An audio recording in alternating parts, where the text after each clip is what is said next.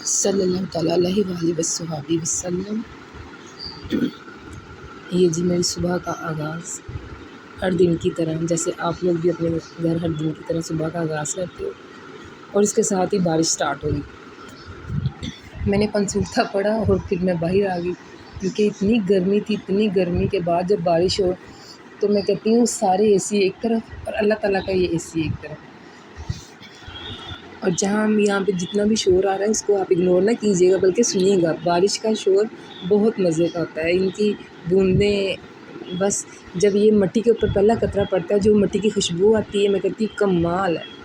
अपने वतन की मिट्टी की खुशबू, और इतनी वो सूंधी सूंधी, इतनी वो मज़े की खुशबू होती है, मैं आपको क्या बताऊँ, इतनी खूबसूरत कि बस आप कभी नोट कीजिएगा। बल्कि बहुत सारे लोग, मैं तो कहती हूँ, मैं तो इस चीज़ की एकदम, मुझे इतना वो होता है, मैं पागल हो जाती हूँ। ये जब मिट्टी की खुशबू आती है कि बारिश की, बहुत ही ऐसी खूबसूरत और बड़ी मज़े की वो एक ज़हन में रह जाती है।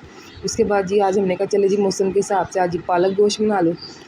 तो मैंने ये देखे पालक एक साइड पे इसको मैंने फ्राई किया है, खड़े मसाले डाल के इसको मैंने ऑयल में फ्राई किया, और उसके बाद ये कौरमा इसका अलग बनाया।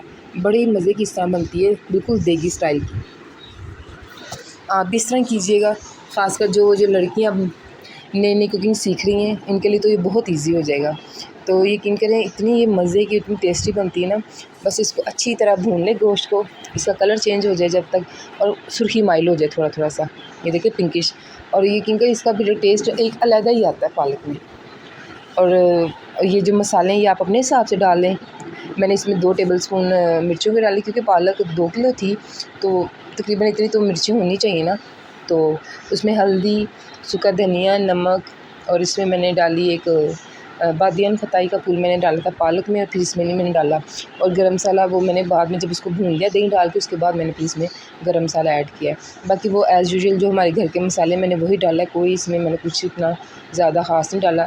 जितनी ज़्यादा चीज़ें डालो, मैं तो कहती हूँ फिर चीज़ की असल वैल्यू ख़त्म हो जाती है। और वो इतने मसाले जो कि हमारी सेहत के लिए अच्छे भी नहीं है। सिंपल ग़िज़ा खाएँ, सादी ग़िज़ा खाएँ, जो कि हमारी सेहत के लिए अच्छी है।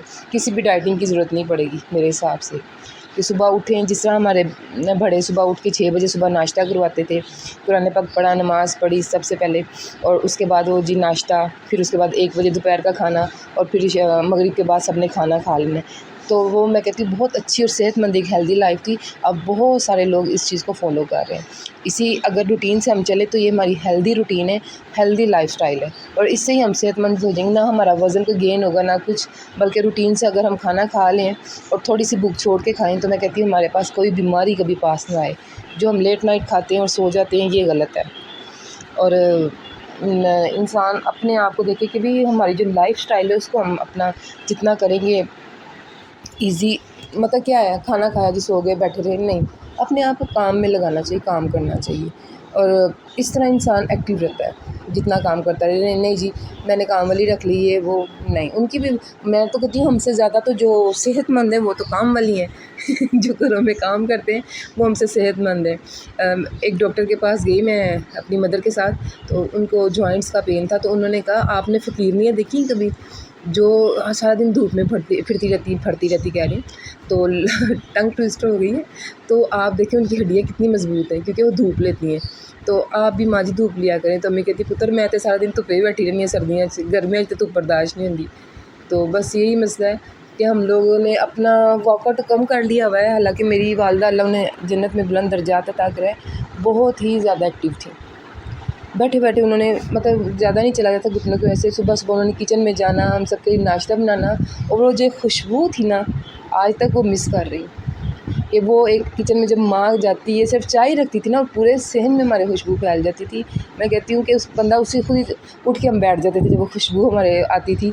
हमारे मतलब वो जो एक उसका अरोमा था नाक में जाता था, और हम सारे खुद ही उठ के बैठ जाते थे।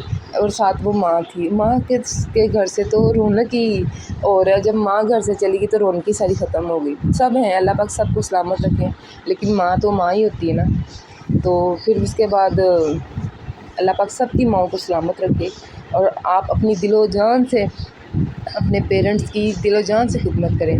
जिनके पास ये चीज़ नहीं है आप उनसे इस चीज़ की कदर पूछें। तो पेरेंट्स का होना बहुत ज़रूरी है। फिर उसके बाद हम शाम में चले गए जी।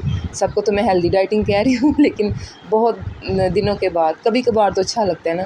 मेरा ख्याल है तकरीबन हम 6 माह बाद ही बाहर गए हैं खाना खाने के लिए। मैं ज़्यादातर घर का खाना प्रेफर करती हूँ। तो शराज साहब कहते हैं रात के टाइम पालक खाने को दिल नहीं कर रहा। एम ही कहूँ जी हम 10-10 खाने नहीं जी, जो दोपहर में पका है वही रात को खाना है। इवन के नाश्ते में भी पराठे के साथ या किसी भी तरह हमने वो सालन लेना होता है। तो अपना इंसान देख के चले, चादर देख के पाँव पे लाए भाई।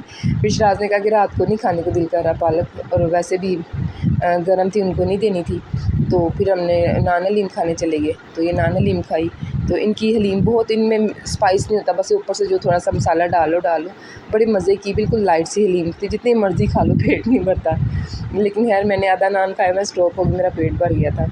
साथ क्योंकि बोतल पी लो तो पेट भर जाता है। ये हमारा वेस्ट गया तो मैंने उन्हें कहा इन्हें बुरे में ना डालना, या मुझे दे दो मैं उसमें डाल दूँगी छोटे छोटे करके ना इसके टुकड़े, तो उसको चिड़ियों को डाल दूँगी। आप भी ऐसा कीजिएगा। तो बहुत ही मज़ा आया। एक छोटी सी ये शराज साहब ने जो आउटिंग करा दी। चलें जी।